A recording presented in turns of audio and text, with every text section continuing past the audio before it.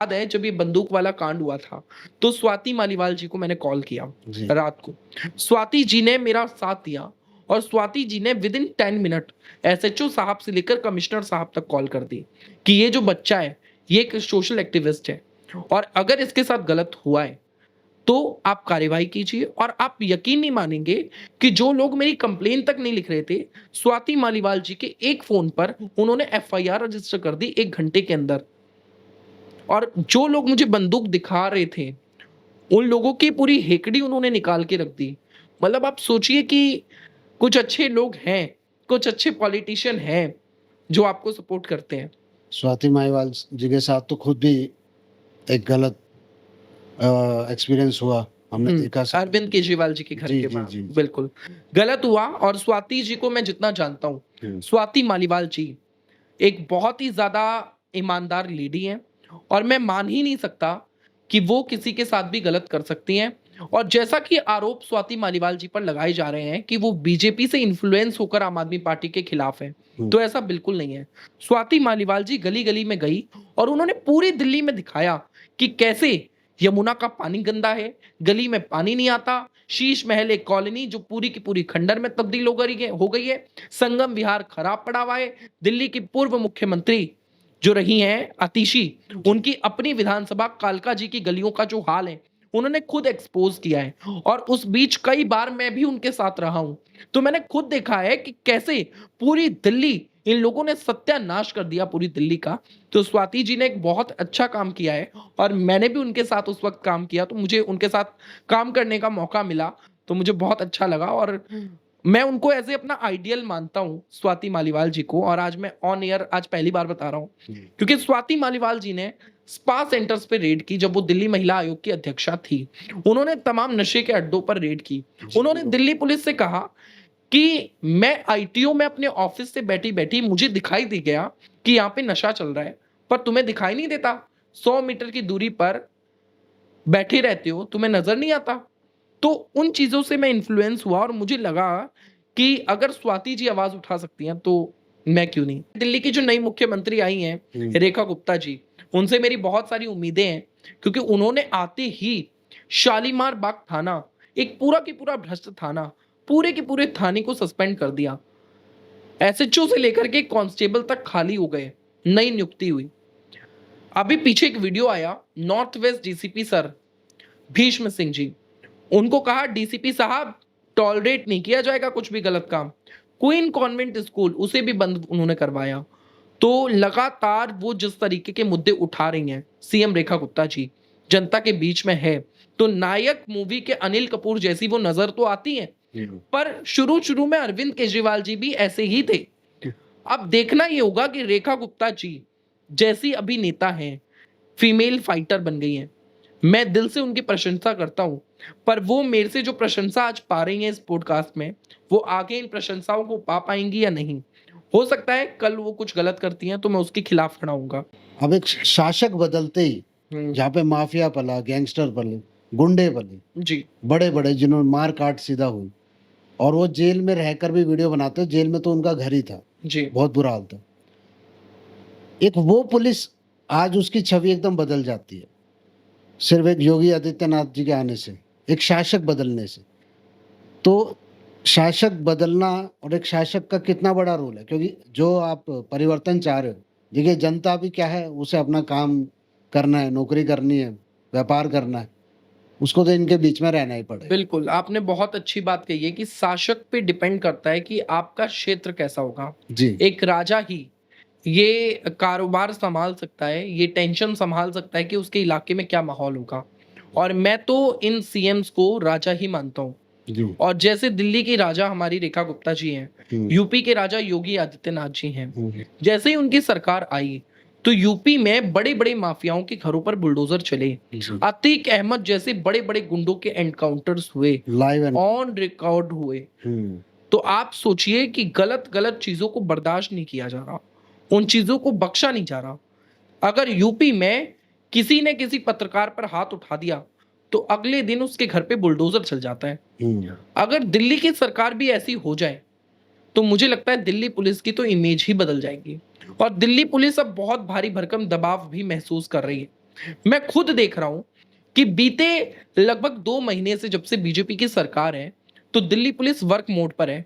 Delhi police से अगर आप अवैध काम करवाने पहुंचे, तो दिल्ली पुलिस सीधे कहेगी कि सीएम मैडम आ जाएंगी।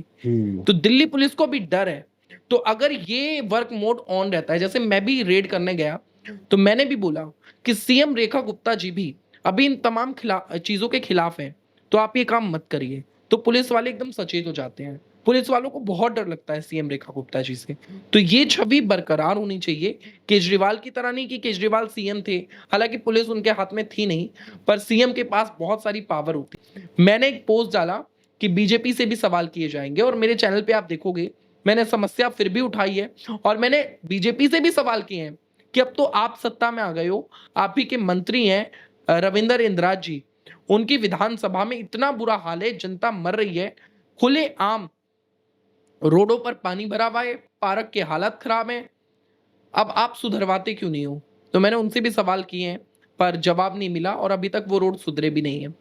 तो अब मैं गलत के खिलाफ हूं और सही के पक्ष में हूं। दिल्ली में एक एजुकेटेड और हमेशा 24/7 वर्क मोड ऑन रहने वाला नेता चाहिए, जो कभी भी जनता अगर उसे फोन करे, उसकी एक टीम होनी चाहिए जो जनता की हर समस्याओं का समाधान करे। हिमांशु जी, तानाशाह तो एक अलग वर्ड हो गया, जिसकी तानाशाही, हिटलर शाही नहीं चाहिए। ये देश डेमोक्रेसी से चलता हिटलर है। गलत काम करने वालों के लिए, जनता के लिए नहीं। हाँ, जनता के लिए एक नायक मूवी जैसा होना चाहिए, अनिल कपूर जैसे दिखाए गए हैं। ऐसे अगर नेता हो जाए तो पूरा सिस्टम बदल जाएगा, और ऐसे नेता आप बनकर देखिए, जनता आपको पूजेगी भगवान की तरह। इस्तीफा नहीं दिया, कई सालों तक इस्तीफा नहीं दिया, जेल में बैठा रहा। कब इस्तीफा दिया? जब जनता ने बोला कि इस्तीफा दे दो, शर्म कर लो, तब इस्तीफा दिया और अपनी लाडली बहन को सीएम बना दिया। तो ये इन लोगों का यही ड्रामा चलता रहा, पर जनता ने इनको जवाब दे दिया है, जनता ने इनको साफ कर दिया है दिल्ली से। ये पूरा की पूरा सिस्टम ही खराब है। आप सोचिए, विभव कुमार जिन्होंने स्वाति मालीवाल जी के साथ ये गलत हरकत की, उसे पंजाब सरकार का सबसे मुख्य नेता बनाया हुआ है, सबसे मुख्य पद उसे दिया हुआ है। वो मुख्य सलाहकार है पंजाब के मुख्यमंत्री भगवंत मान का। उसके पीछे जेड सिक्योरिटी चलती है। और मैं भी जानना चाहता हूं, स्वाति मालीवाल जी ने भी कहा, और मैं भी जानना चाहता हूं, आखिर विभव कुमार ने ऐसा कौन सा बड़ा काम कर दिया है कि सरकार ने उसे इतने बड़े बड़े पद दे डाले हैं, इतने बड़े बड़े हाउस उसे दे डाले हैं, सरकारी आवास उसे दे डाले हैं, और इतनी सिक्योरिटी उसे दी हुई है। ऐसा तो कोई काम नहीं किया उसने, हम तो जानते भी नहीं है। मुझे तो लगता है कि इस विभव कुमार के पास ऐसे कई सारे अरविंद केजरीवाल के राज हैं, जिससे अरविंद केजरीवाल जी डरते हैं। अरविंद केजरीवाल जी डरते हैं कि अगर विभव कुमार ने मेरे राज जनता के आगे ला दिए, तो मेरी तो सारी पोल पट्टी खुल जाएगी। अभी मैं करियर के जिस मोड पर बर्बाद होकर खड़ा हूं, महा बर्बाद हो जाऊंगा। जो पार्टियां हैं ये अपनी टिकट्स बेचती हैं। अब जो व्यक्ति करोड़ों की टिकट खरीदेगा और उसके बाद वो पार्षद या विधायक बनेगा, तो वो अपने उन पैसों को वसूल भी करेगा ना।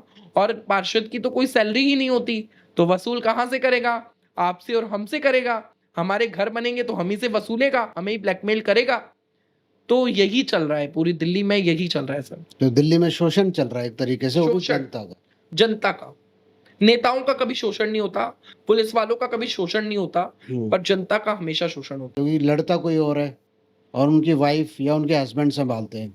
आजकल हाँ, फीमेल्स को आगे किया जा रहा है। मैं आपको बता देता हूँ, अगर देखो दिल्ली में क्या है, रिजर्वेशन होता है। 250 सीट है एमसीडी में, और 250 में से कुछ सीट्स रिजर्व होती हैं लेडीज के लिए। अब वहां पे लेडीज ही लड़ सकती हैं। अब पुरुष प्रधान ये देश है, इसमें पुरुषों को बर्दाश्त कहाँ है कि लड़कियां आगे निकल जाएं। तो जो पुरुष बीजेपी या कांग्रेस या आम आदमी पार्टी, जिस भी पार्टी के बड़े नेता होते हैं, वो अपनी घरेलू महिला, जो उनकी घरेलू वाइफ होती है, जिसको कोई नॉलेज नहीं होती, कोई पढ़ी लिखी नहीं होती, उसको आगे कर देते हैं, उसे टिकट दिलाते हैं और उसे इलेक्शन जितवाते हैं। और जब वो चुनाव जीत जाती है, चुनाव लड़ने के 3 महीने तक वो बाहर रहती है, और चुनाव लड़ते ही वो घर में फिर वही चकला बेलन और वही सब करती है। और 5 साल तक पति जो है वो पार्षद बनकर एक्सटॉर्शन के अलावा और कुछ नहीं करता। वो हर लेंटर पे पैसा लेता है, जो भी गलत हो रहा है वहां पैसा लेता है, और मस्ती से अपना जीवन काटता है।